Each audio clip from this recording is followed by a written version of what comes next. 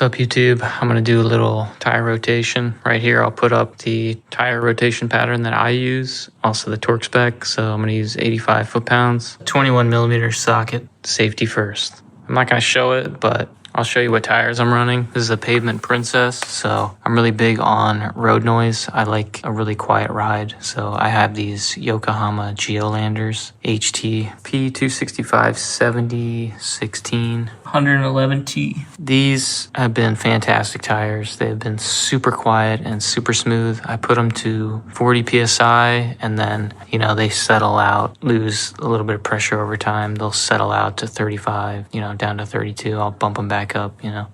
Yeah, that's all. Just wanted to show you the tires that I'm running, the rotation pattern, and the torque spec for the wheels. Check out the links down below. I'll put a bunch of good stuff down there, OEM stuff, non-OEM stuff. If you like 3rd gen 4Runners, check out my channel. Peace.